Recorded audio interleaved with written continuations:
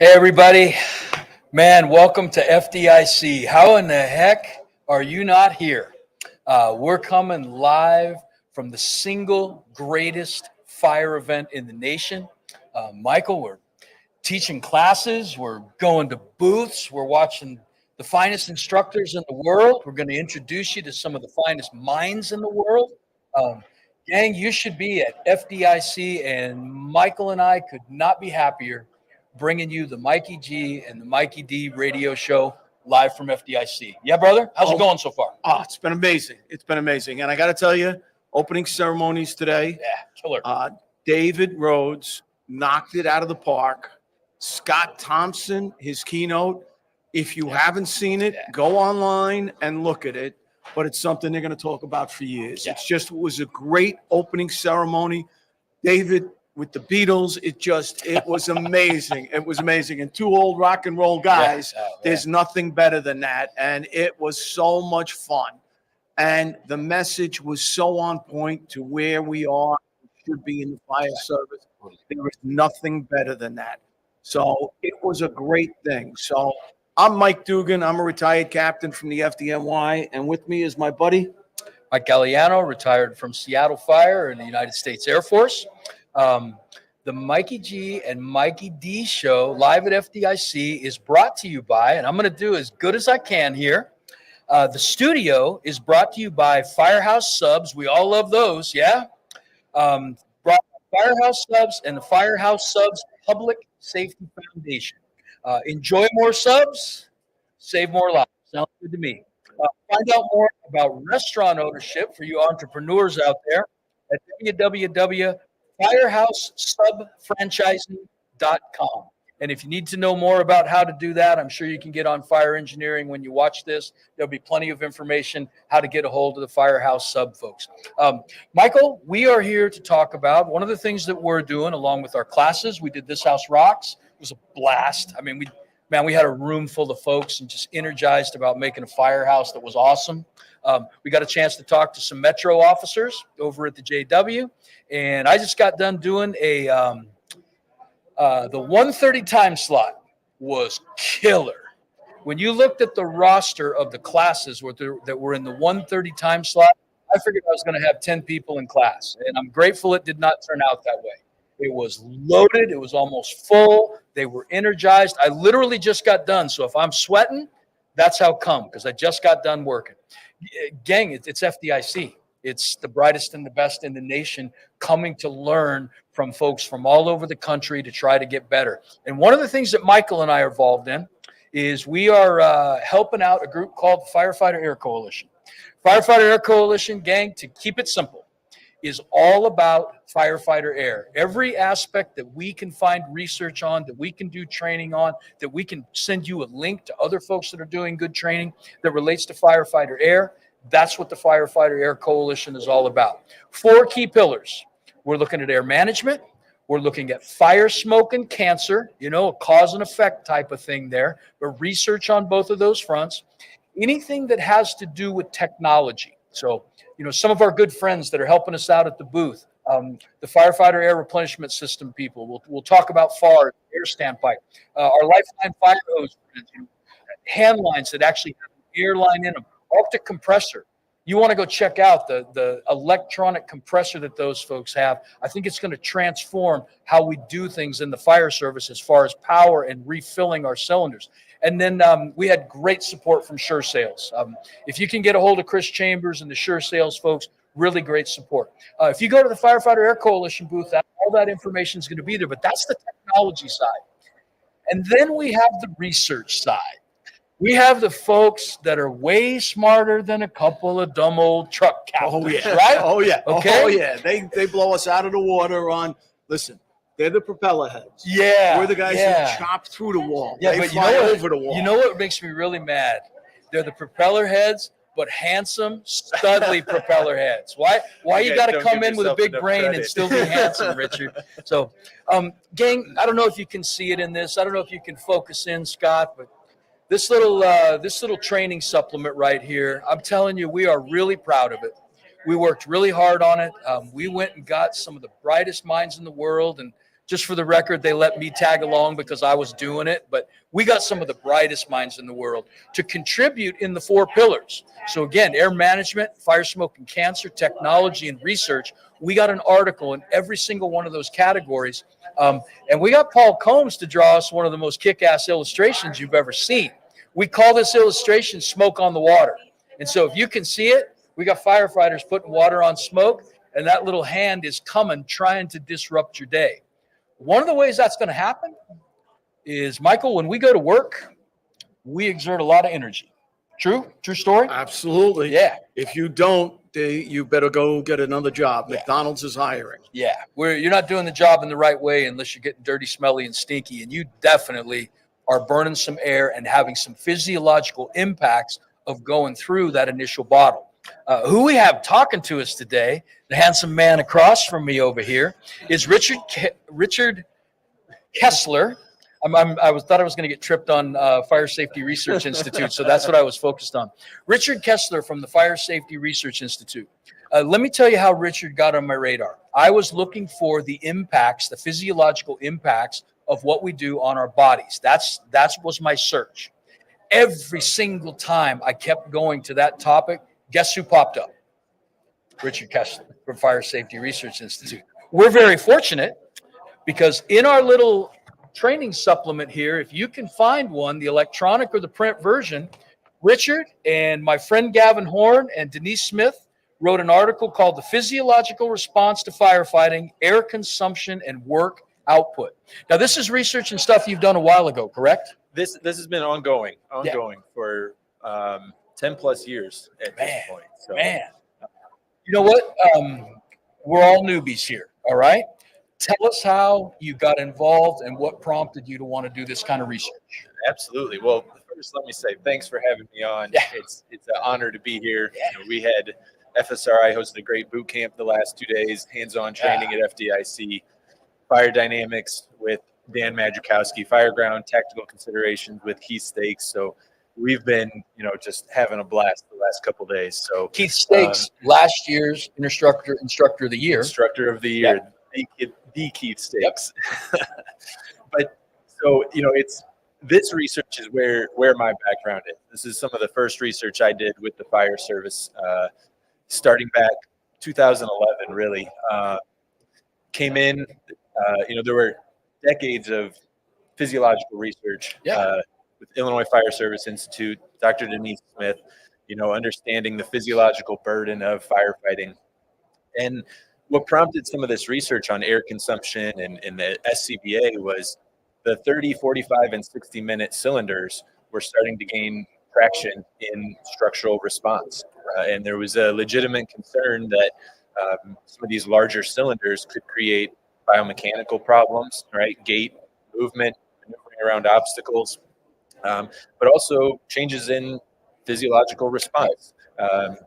So we set out back then to examine that. We ran hundreds of trials with firefighters, coming multiple visits. I think we had up to 8 visits per firefighter coming into the lab, everything from a baseline treadmill visit to get some baseline physiological measures, to single bouts of firefighting with the 3 sizes of SCBA, to repeated bouts coming out, swapping air cylinders, going back in for that second round for a little bit of an extended duration incident, and then working with the larger cylinders to go all the way through. Right, if we can, because we have the extra air capacity, what happens if we do work through without that short break to swap bottles? We found some really interesting measures. I mean, right off the bat, not surprisingly, as soon as you start that firefighting response, heart rate starts to go up. Core temperature is going to start to rise. Some of us more than others, right? Some of us more than others.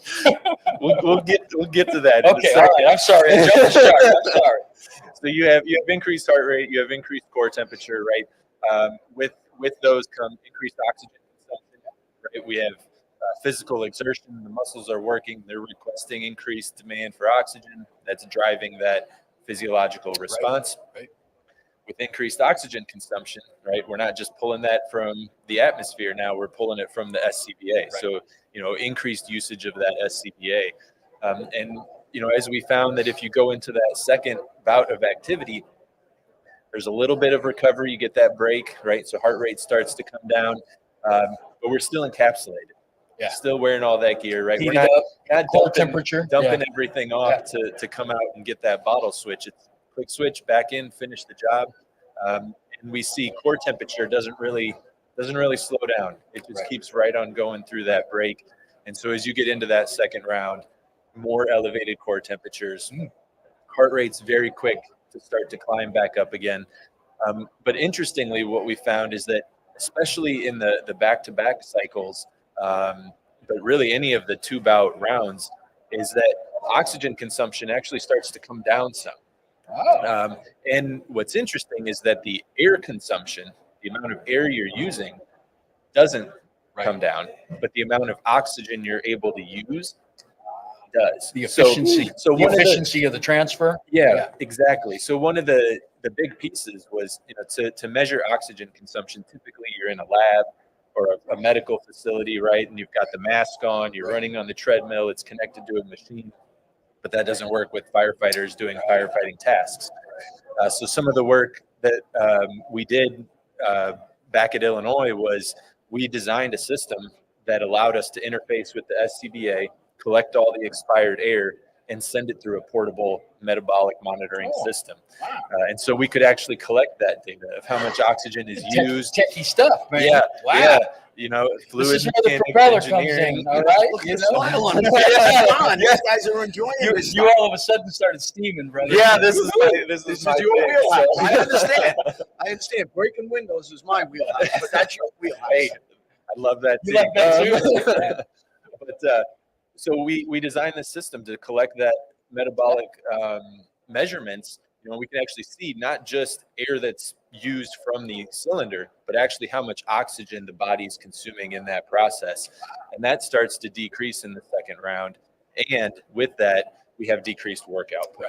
Right. So as you're going through, and it's something we've probably all experienced, right? You go in, you do the first bout of activity, come out, and then as you get into the second one, same level of effort, but just the work output is not able to match what that is. And what we did find is that as, some folks weren't able to complete our evolutions. We asked, when you would call for a relief company on the fire ground, we want you to call the study, exit, and then we did some of the biomechanical tests after that. And we had a significant number of people who were not able to complete all the bouts of activity. And interestingly, that correlated some with that NFPA standard of, 12 mets or 42 milliliters per minute per kilogram of oxygen consumption. And so those on the lower side of it were less likely to complete the tasks. Those on the higher side were able to complete all of the skills that we had assigned. What surprises? Did anything surprise you in the thing? Any things that you weren't expecting? I think so. To build off of that study, one of the next things we did was we looked at increased SCBA weight. So what happens if we go above current standard limits and push the SCBA beyond what's allowable under the current NFPA standards? And I think one of the most interesting pieces that came out of that was we asked firefighters what they thought, right? We didn't tell them what SCBA they were going to be wearing or how much it weighed, but they showed up, they went through the activities, and not surprisingly, they didn't the one with the boat anchor on it. Yeah. So those that were 5 or 10 pounds heavier, I guess it's not surprising finding, but maybe a very interesting finding was that immediately firefighters could distinguish that this pack was substantially heavier. They felt like it was slowing them down. Right. And we didn't have statistically significant results showing that they were able to work less time with the heavier SCBA, but we also had a very small sample pool. I think with a higher sample pool, we might see some significant results. Can I give you a finding, a scientific finding? I don't need a mask that tells me my biorhythms or what the weather is. Make it 5 pounds lighter. Can I just have that, please? And very honestly, for someone who's done this, the 5 or 10 pounds additional is going to weigh on your mind. And we all know the mind is the number one in charge. And it will be like, oh my God, this is so heavy. This is so heavy. I'm getting tired. And what are you doing to yourself? You're self-convincing yourself that I can quit early. I can quit early. And I think it's a huge issue for us, you know? Absolutely. 100% agree. That's what the comment that you made, almost to a T, every person who came out, Everybody who's been to a fire, it's like, gave could us you just that, make it a little lighter, feedback, please? right? Yeah. Absolutely. Well, the article is really good. I guess two questions as we kind of close out this segment. Are you going to do some more research on it? Are you going to do some more writing on it? We were kind of hoping this would like revive it because it's obviously it was compelling enough for me to go try to find it. And you folks were the ones that were doing it. So is there more planned? And then number two, just a few quick things. Where does your research touch the shore of the firefighters that are listening? What are the biggest takeaways that you can give them? Yeah. So to answer your first one, so this article's a summary of like 12 years of research. So it only touches on some of the key takeaways, what's important for the fire service. What? Believe it or not, right? 3 pages wasn't enough to be Doesn't comprehensive. capture- Dang it. You're But- talking about the where it touches the shore. That's one wave in an ocean. Yeah. That Yeah. article All is right, one all wave right. in an ocean. I'll stand down, Richard. Absolutely. I'll stand down. But we do have a publication based on that work that's in the final stages of review. Expect that to be published this summer, and highlight Just some of so that. they know, where can they find that when it is published? So it'll be published in Ergonomics. It'll be free access, but the FSRI, we'll share that through our social channels and everywhere. So watch for that there.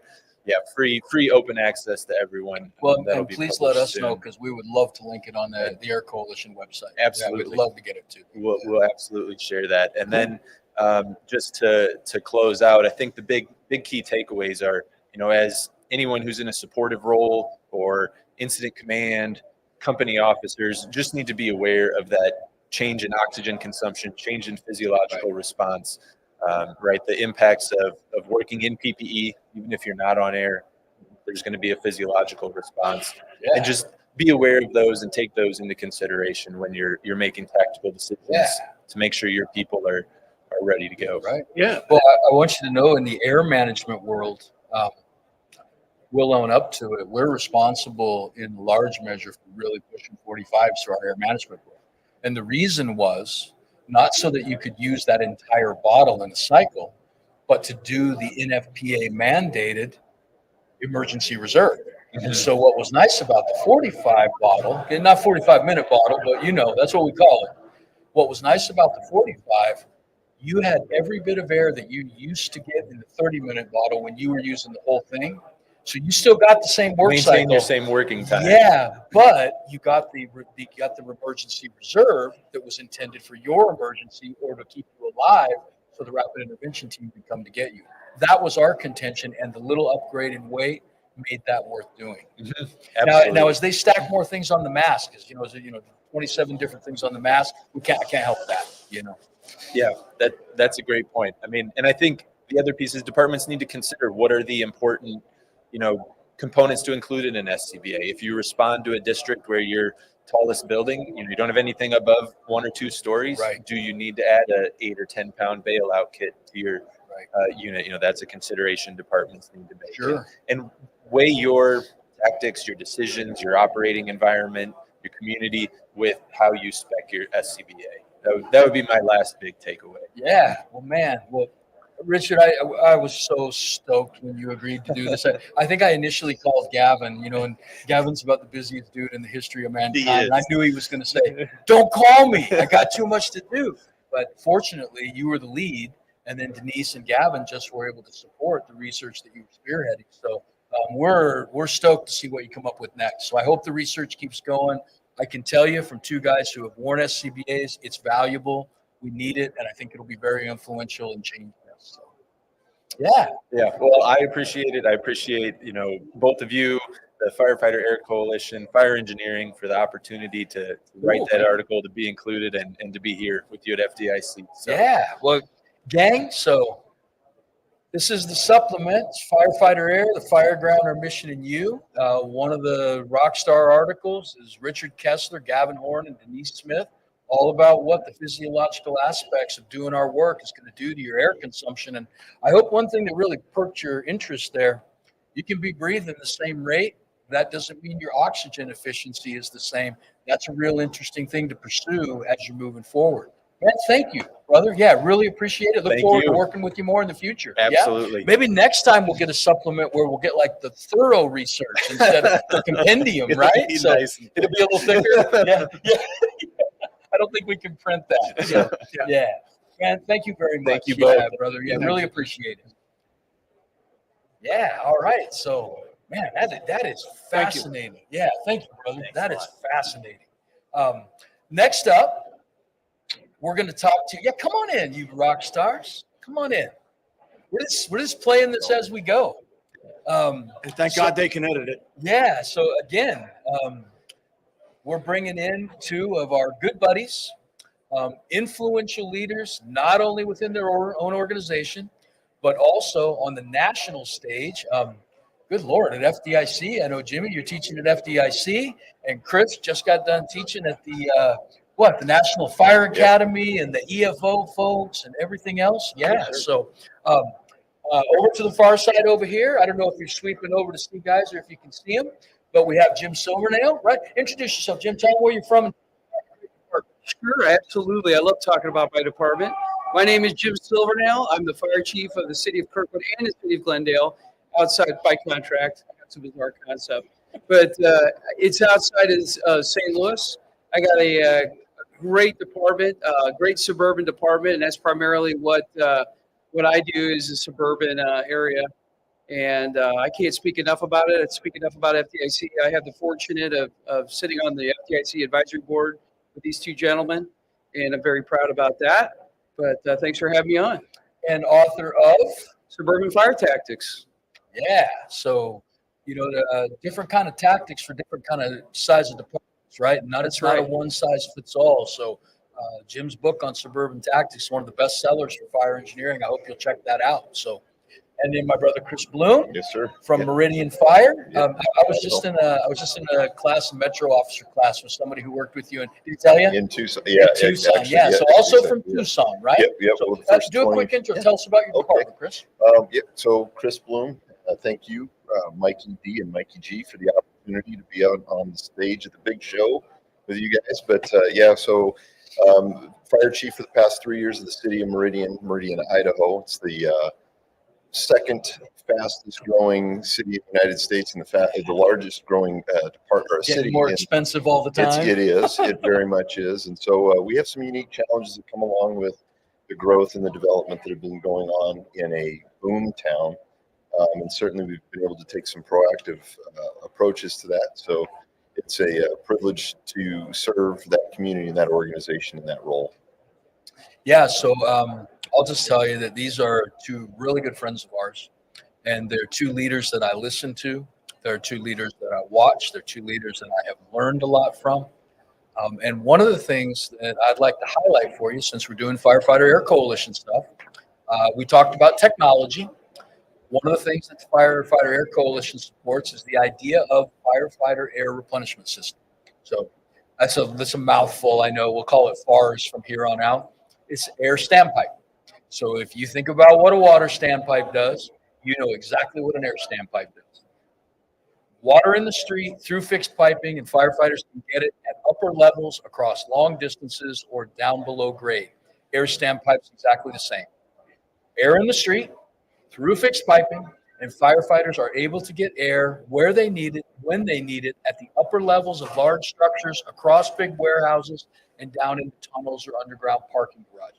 Now, the technology's been around for a while, but it's taken us a while to get it adopted. Yeah? These are two leaders that evaluated the technology for their organizations and determined that they were going to make a change. Chris, first in Idaho, correct? Yes, yeah, correct. And I believe you are number two. Number two behind Clayton. Number two behind Clayton. Yeah, but again, when you surround yourself with difference-making people, it's amazing how they're always on the cutting edge of what's best for firefighters and what's going on. So, was I blocking? Oh, sorry about that. Yeah, always on the cutting edge of what's best for firefighters. Here's what we want to do. I just want you guys to talk about, you could have said no. You decided to say yes. Jim, we'll just start with you. Why was for your beloved Kirkwood Fire that you love, why was that an important thing, especially in a suburban environment? It's very simple. It's for the safety of our firefighters and to help them out. I mean, that's our job as fire chiefs, is to give the resources to our people and to advocate for them. I know I work in a suburban environment, and we have a couple 5-story buildings. We have a couple large box stores. And you might say, well, why would you ever want to consider this FARS system? Because you're really suburban. You're not the Bronx. You're not, anywhere where you're going to have a ton of high rise. Well, I'm going to tell you, take a look around. Our environments change daily. I've got buildings that are coming down, buildings going up. I want to be able to anticipate that. Right. I want, when these buildings go up, I want to have the resources and the tools ready for my firefighters to be able to make have the resources to make a strong, aggressive attack. And as you know, in our environment, we lack some of the resources that some of the big cities have. We might have 3 people on a company.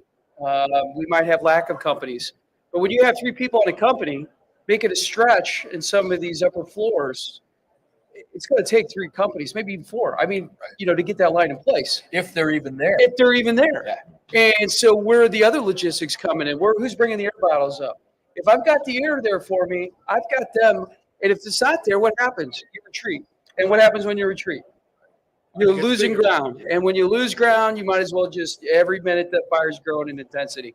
So if I can give us a resource that not only gives us a fighting chance and lets them be more aggressive, and it's a safety feature too. So, I mean, that's my job. And if these are coming in, you should be aware of that. And you should be proactive, not reactive. And I think that's the whole key. And I think it's very important that everybody understands that you're in a smaller department and do a great job with them, but you need 3 things to fight any fire. But especially in a high-rise or elevated structure or big box store, you need water, personnel, and air. And those 3 are vitally important. But if you're in a department that's doing the bottle brigade and you're bringing air, you're taking one of your resources, personnel, to bring another one of your resources. That is, you're shooting yourself in the foot, because that water is not going to get applied on that fire, because you are wasting your resources. Absolutely. Yeah.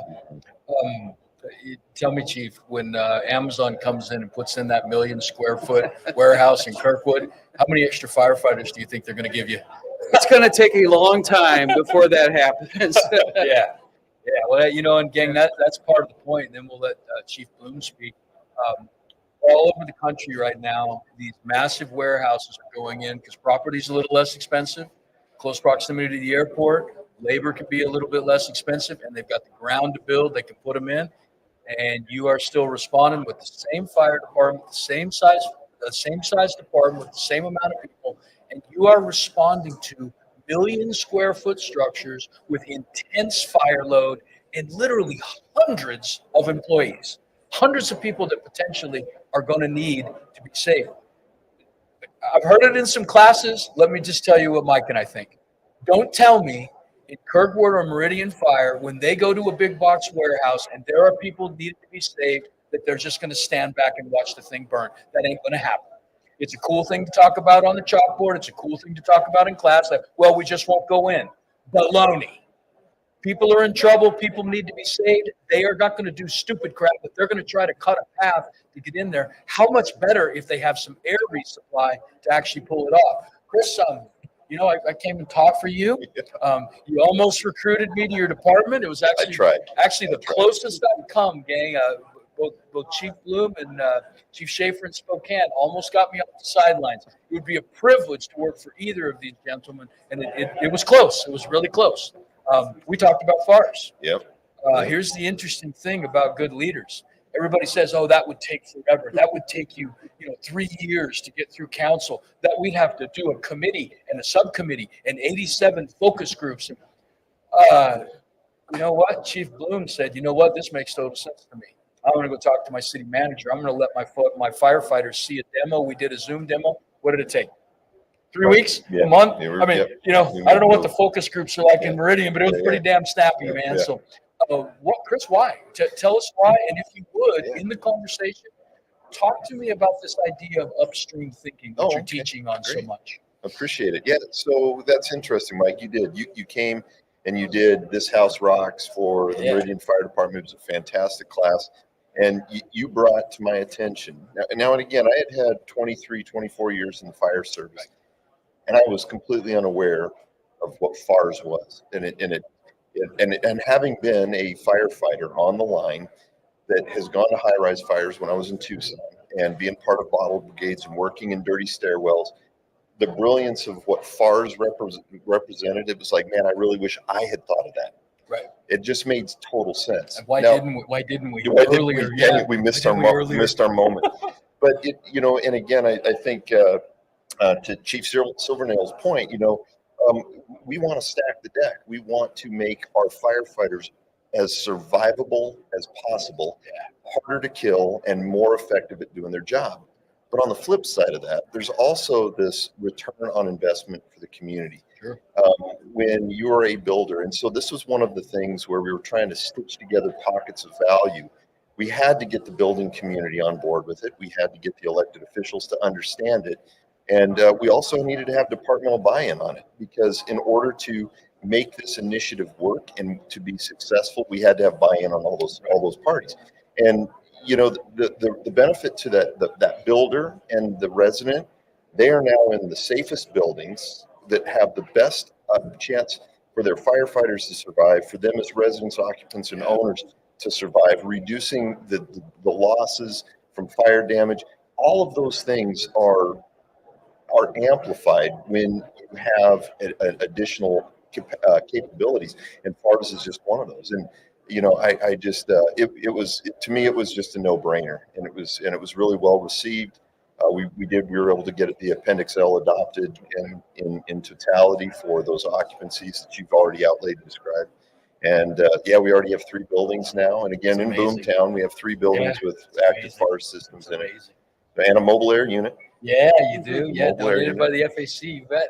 One thing that I thought was cool about the process that went on there, when we went down there and filmed it actually happening, we had your mayor, we had city council people, we had people from the business community that were coming on the television and saying, we're going to put these buildings in and we want it safe for the people that are going to be in our buildings. Total grand slam. I mean, it just all done in the right way for the right reasons. A little bit kind of upstream thinking, right? Yeah, Talk about that for just a minute. So that's the idea of upstream thinking was very very clearly outlined by Dan Heath in his book Upstream. And what's brilliant about his book is he talks about the fire service without ever mentioning the fire service. Right. And it's basically asking the question, what interventions could we have provided before an incident took place to have prevented the incident from happening in the first place? And FARS is an absolute, in the extreme, and an upstream intervention. It's providing survivable, breathable air for firefighters in obviously a toxic environment, and then obviously extending their ability to do work in those environments. And so that is an upstream methodology, and FARS is upstream in the thinking. Yeah. And I think it's very important that we also talk about, for both of you and Michael, and especially myself, the fallacy of the bottle brigade. Oh. Okay, and I can see your Tripping way. over bottles in the stairwell, and is that one full? Is that one empty? We'll bring our own air as Yeah. the mantra Yeah. that I hear Right. from chiefs. Oh yeah. Yeah, we'll bring our own air. And I mean, I know when I walked up the stairs in the '93 bombing of the World Trade Center, and they said carry up 2 cylinders and your tools. We were in rubber boots. Okay. Well, the rubber boots came off after about the 5th floor because your heels are getting rubbed raw, your feet are getting sore. They were tied around our neck. We left the bottle on. Throw that thing away. Throw that thing away. Get steel and fiberglass wrap bottles, not the lightweight carbon. No, but we're carrying these things up. We had to walk 50 floors. Okay, 50 floors to get up to the elevator bank, and then getting up there and carrying these bottles in a smoke-filled staircase with people coming down. Well, we got a pack on our backs. We got 2 bottles. You got a set of tools. You got your boots. It's a fallacy to think that my personnel are going to be able to do this and then go to work. Yeah. Operate a hose line, search a floor, or anything else. I mean, the number of times I have heard about people climbing upstairs in above 15, 20 stories, chest pains, out of air, as we talked with our previous guest about the physiological things that happen to them. This is a fallacy. And we have to address that. We are looking at this. I would love someone to show me a case where it worked, where it worked well and everybody was able to do their job. Oh, yeah, I threw two cylinders over my shoulder, carried a set of irons with my gear, and I ran up 55 floors. And here I am ready to go. Give me the nozzle. I'll put the whole fire up by myself. With a section of hose horseshoe around your Oh, cylinder, absolutely. right? Yeah. Absolutely, positively ridiculous things. And we still say, I can do that. I can do that. My department can do that. My guys, my girls, they're superhuman. They're going to do all of that. Baloney. We're all human. Baloney. We're all there doing our jobs. And you, by not being open to change, to technology, to things like FARs and everything else that's out there, you are looking for something to happen. It's a fairy tale.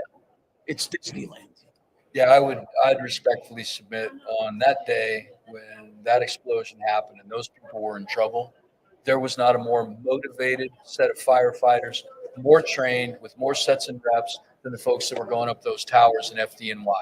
Maybe as well trained, there was not a better trained group. And physiologically, was it possible to get that air up to where you were going? Absolutely not. Absolutely not. The senior man in my company that day was a guy by the name of Jim Tierney, God rest his soul. And Jim Tierney was just an old-time firefighter, smoked Lucky Strikes and everything else. But he walked up. He made it up 50 floors. But he said he left a piece of gear on all the odd floors, and he spit and said, and a hunk of Harlem on all the even floors. Okay? But this is the truth. It took him an hour and a half to get up those floors. He did it. Okay? I can't tell you the number of guys who were taken down by other people for chest pains. And again, this is the physiological stuff of this. Now, I get chest pains. At least two of you are going to have to assist me down the stairs. So there goes two more personnel. Okay, so this is going to be huge issues for us. Huge issues for us because we're giving our resources away. We're giving our personnel away for something that is not feasible to happen. Well, and here's the thing. If the only option we had, at that time, the only option you had is you just got to do the best you can do. So you try to get bottles up. It takes as long as it takes. You do the best you can. And in most instances, you have to cut corners and you're going to have to breathe smoke because that was all that was available at that time. If that's all there was, firefighters typically will do whatever it takes to get the job. However, if there's something in place, much like a water standpipe answered the question about how we deliver water, why would we not take advantage of it? In kind of closing out, just finish this off, Jim. Finish this off, Chris. Just take your turns. Talk to the chiefs out there because, listen, we talk to them all the time. So maybe it's because it's a couple of captains. Like, what would those dummies know, right? Your chief officers and respected chief officers, talk to your comrades about why this is important for their people. Well, like I said, I think it's super important to be proactive. Just because you're a suburban community right now and you say, well, I just don't have the buildings, guess what? They're coming. And I can tell you it's going to be really hard to get it in place once a building is up. To retrofit a building, it almost takes an act of God. And so if you have it in place beforehand, there's no questions asked. And that's why I think it's so important. And as a fire chief, if I can provide these tools to my people and to take this away, what we just talked about, I should. I mean, that's my job, right? And if I'm not doing my job, I shouldn't be the fire chief. And this is just a no-brainer. Very cool. Yeah, well, Yep. I appreciate that, and I could just say repeat what he just said. Yeah. But What I'd Jim also, just said. But what I he actually just said, say it was that a good. lot. What It was Jim good. just said because he says It was brilliant good. stuff. But I could also add, I mean, from my perspective, to chief officers out there, you have to get your elected officials, you have to create that understanding and buy-in that you're creating a safer environment for the occupant, the owner, and the responder. Right. And so that is hard to argue against. And you definitely just have to be passionate. You have to be a little bit stubborn, and you have to be convicted that this is the right thing for the right reason for your community as well as that fire department. Doing what leaders have done down through the centuries to do what needs to be done, right? And very honestly, the other thing that I think we all have to look at is liability. Because I look at the NFL with the concussions. If you know something is not going to work and you know it's not working, but you continue to do it because it's the way we've always done it. My father did it that way. My grandfather did it that way. That was the way they did it back with the horse and carriage. Listen, those of us who are old in the fire service, remember when we never wore seatbelts? How stupid were we? We rode on the back step. How dumb were we? We didn't have bunker gear. Okay, well, times change. Right. You have to be proactive and look at what's going on in your departments and your areas. I mean, these big box stores that you talked about, they're coming in, and as we said, they're coming into very suburban, even rural areas because of the availability of land, the closeness to highways, near airports, which a lot of times are outside of cities. They're on the outside skirts of the city, okay? And they're coming into these places, and they're putting in these, the footprint is 1 million square feet, but inside there are 5 different levels inside that 1 million square feet. And you have all of these people in here. What are you going to do to protect these people? What are you going to do to protect your firemen? Just think about how many air cylinders would it take us to crawl across 1 million square foot from one side to the other to get out? How many cylinders? Okay, because that 1 million square foot building is a high-rise building just tipped over. It's on its side. Okay, and it's what we have to think, how we have to think about it. We have to be progressive, the way we are thinking and change the way we think. Well, and as I do all the time, what Mike said. Guys, thank you. Yeah. Thank you, you sir. You know what, guys, Appreciate it, you're doing a good job. You're leading in the right way, and I look forward to having more conversations with you and watching the stuff get going in your town. Thank you, guys. Appreciate Yeah. it. Thank you, guys. Thank you. Yeah. Firefighter Air Coalition, we partner with the brightest and the best, and that's what we're going to bring you right now. Hey, Jimmy, would you tell Chief Lee to come on in? Yeah, thank you. Another one of our pillars is fire smoke and firefighter cancer, and again, in our training supplement, we go after the brightest and best, and sliding in from the FDIC hallway. And doing his thing, showing his book. Come on in, my friend. Come on in. We have. At least you guys know each other, brother. Yeah, How you guys yeah. doing? Thanks for coming. Thanks for coming. How great is this? How great is this conference? How great is our brother and sisterhood? And our Yeah. profession. On full display, right? How great is this supplement? You tell them.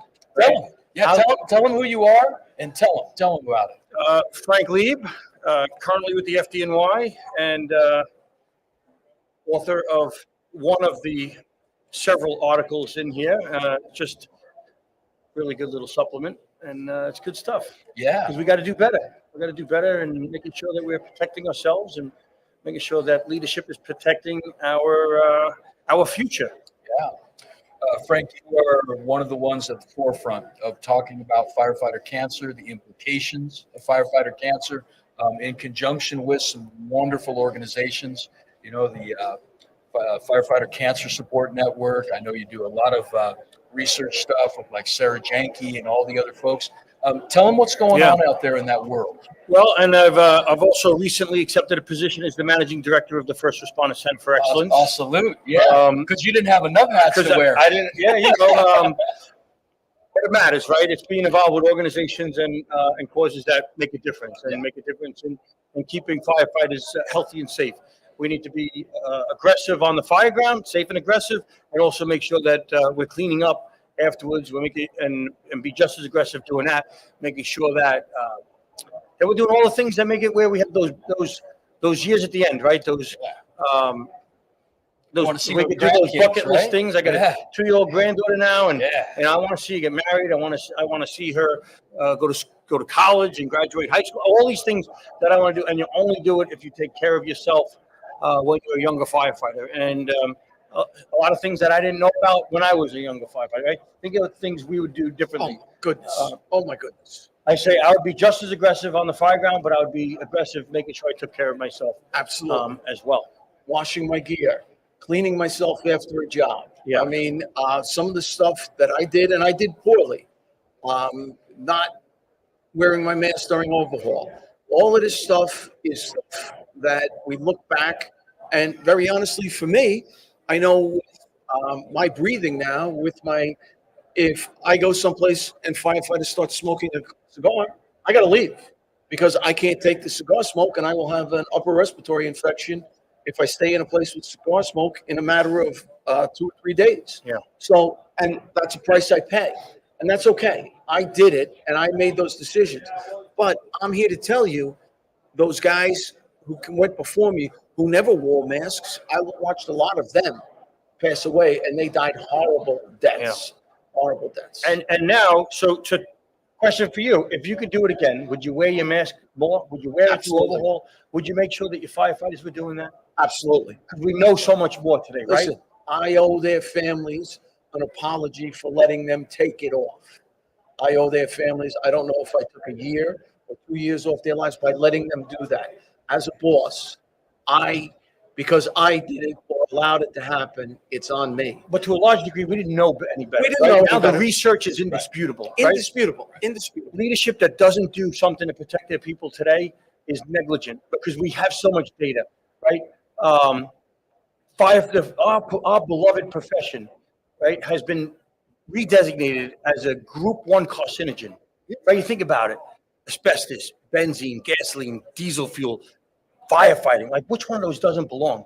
Right? It's because there's evidence of that our profession causes an increase in cancer. The good news is there's many things that we could do. Simple steps, as you mentioned, a few of them. Wash your hands. Right? Simple things that we can do. And it's washing the your fire hands. changed. Washing your hands would make my Irish Catholic mother very happy. So, I mean, we always had to wash our hands. But just as simple as washing your hands, wiping yourself down after the job, okay? All of these things are so important that we understand that we can avoid this, you know. And the other thing, growing up as I did, Irish Catholic, I am very, very light-skinned. I like to call it pink. Say it isn't so. Pink and peel. Pink and peel. Pink and peel. We never had sunscreen when I was a kid. I got to go to the dermatologist every 6 months. I've got a couple of pieces taken off. Okay? Take care of yourself. And the point for me on this is, if something doesn't feel right, go to your doctor. I go to my doctors all the time. I go to my cardiologist. I had my echocardiogram the other day. Oh, no, I got that next week. I had my nuclear stress test. And do all these things. Take care of yourself, because you want to do, and this is my joke, I can't do the Star Trek finger thing, but you want to live long and prosper when you retire. You want to be there. One of my friends' father-in-law was the oldest living FDNY retiree at 104. Retired as a battalion chief in the 60s and lived to 104. Wow. And I said, I want that title for one day, just one day. The oldest living. I got to write that son of a gun a check again. Yeah. Yeah. And that's what it's about, right? Yep, and absolutely. And the modern fire ground is different than it was back then, and we're seeing higher cancer rates and younger firefighters, and and these chemicals. I mean, think about it. They're off-gassing. These synthetics are off-gassing from the moment that they are produced, right? I mean, they're heating up these synthetics and making compounds. I mean, think about your new car. You're buying a new car, and you get that new car smell. Well, it's off-gassing, especially when you heat it up. And now think about these chemicals. It's called, what's happening is they're unzipping. The chemicals are unzipping, and that's what's off-gassing, and that's what we're breathing in. So we see it as simple as when your car on a hot day on a new car, and that's what that is. And think about it when in a fire, that these things are off-gassing at lower levels when they're not on fire. Now we add heat and flame, and we got to do better. We got to use the equipment that we have, leverage the technology that we can for our advantage, and be better. So it's stuff like this to make sure that we're getting the word out and that people are and leadership is heeding the advice that now that we know better, and it's inexcusable for a leader to put their head in the sand and not do something to best protect their people now. Yeah, a long time ago, Frank, a book called In the Mouth of the Dragon by Deborah Wallace. Bobby Alton introduced me to that book. Deborah Wallace was a prophet, and she talked about fires and smoke in the age of plastics. This is, going back 30 years. And the term for what you're talking about, the unzipping, is quantitative decomposition. And Yes. so from the moment the plastics are heated up, they're off-gassing hydrogen cyanide, list off the chemicals. But certainly hydrogen cyanide and some of these other ones that are really toxic. You think you're going to walk across the room and get to the fire 30, 40, 50, 80, 100 yards down the way. The whole time you're going, you've got the carpet off-gassing these things, and it is starting to have an impact on your physiology. It's starting to have an impact on the oxygen consumption and the absorption of the oxygen. That's quantitative decomposition. Yeah, and when you talk about Deborah Wallace, so that book, In the Mouth of the Dragon, was written in 1990, 2 years before I went on to the New York City Fire Department. And no one was doing anything really in that space. So fast forward, now I know Deborah Wallace, and I am going to be the co-author of the second edition of In the Mouth of the Dragon. Phenomenal. That's one of the best things I've heard. So Bobby was trying to get that done and never pulled it off. That's amazing. yeah, so Wow. yeah, You heard it here. You heard on it the here. Mikey G and Mikey D show. In the Mouth of the Dragon is getting republished with Frank as a co-author. yeah, That's and it's going to be, incredible. so that book doesn't have a focus of firefighters on it, although it's a fantastic book for firefighters. And the second edition is going to be largely for firefighters. It's going to have the actions that you can take to best protect yourself, understand the fire environment, using a half a dozen or so case studies. But so my first book that I put out is Cornerstones of Hold that Leadership. baby up. Right? So this is out now. The second one, it's going to be a fire engineering book. It's 30 Fires You Must Know. And that one is one of the fires that book features is the New York telephone fire. And Danny Noonan helped write the chapter for that book. So the 30 Fires You Must Know is 30 different fires from around the country where we reached out to Billy Goldfeder and myself, where the fire is spoken about from somebody else's vantage point. And then that's in there with some drill lessons and an intro. And all the proceeds for that are going to 4 different charities.